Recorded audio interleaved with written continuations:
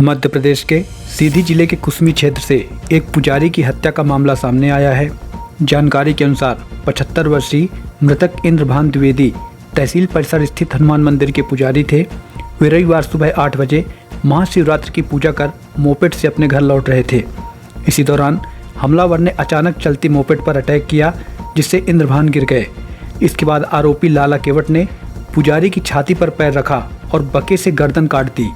उसने सीने और गले पर 8 वार किए।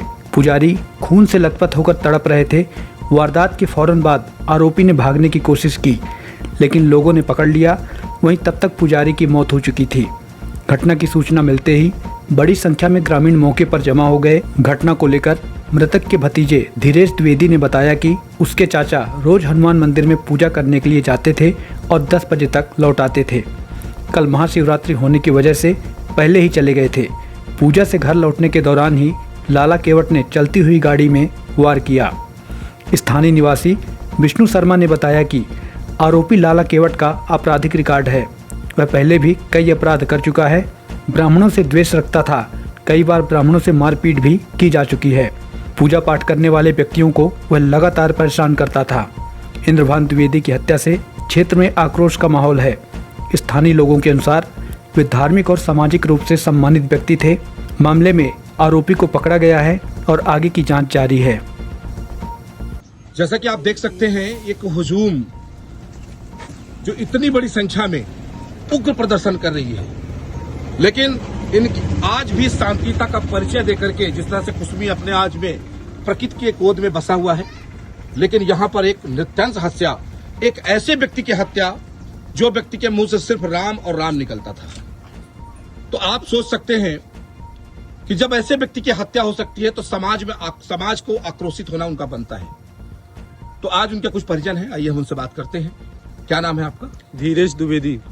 धीरेश जी, आज क्या ऐसी घटना हुई और क्या इस घटना के बारे में आपका क्या बयान है? ये तहसील कैंपस के अंदर एक बजरंगबली की मंदिर है। वहीं पे चाचा जी, जिनका नाम इंद्रभान द्विवेदी है जी, वो पूजा करने डेली जाते हैं और वहाँ से 9-10 बजे तक आ जाते हैं पूजा करके। आज महाशिवरात्रि के कारण शायद फास्ट गए होंगे पूजा करने और पूजा करके लौट रहे थे।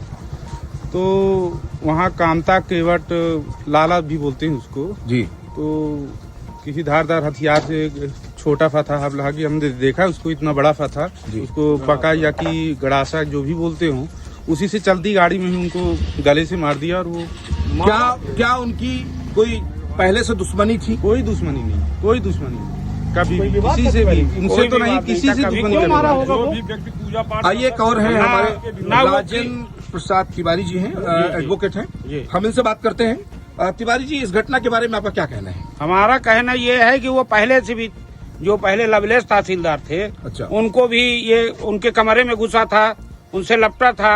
एक बार हमसे भी कोर्ट में घुसा था तो लपटा था। बिल्कुल। और इनका पूरा घर क्रिमिनल है।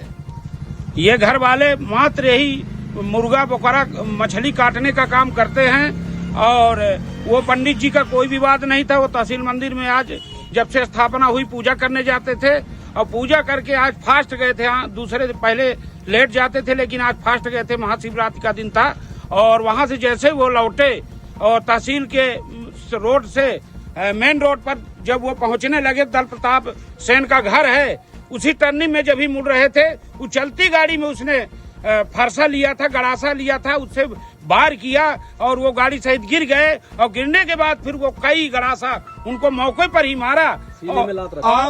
आप शासन प्रशासन से क्या मांग रखना चाह रहे हैं? शासन प्रशासन से हम यही मांग रहने चाह रहे हैं, यहाँ के जो हम पंचायत के लोग और अगल बगल के लोग, यहाँ 8-10 गांव के लोग जो सब हैं, वो ये चाहते हैं कि ऐसे क्रिमिनल आदमी को, ऐसे असामाजिक तत्व को यहाँ रहने का अधिकार नहीं है। उसका घर यहाँ गिराया जाए और पूरे घर वालों को यहाँ तक जब तक रवाना नहीं किया जाएगा, तब तक हम लोग ये अनशन प्रदर्शन खत्म नहीं करेंगे। एक और हमारे साथ है, मैं उनसे जानना चाहूंगा, आपका क्या नाम है? विष्णु शर्मा।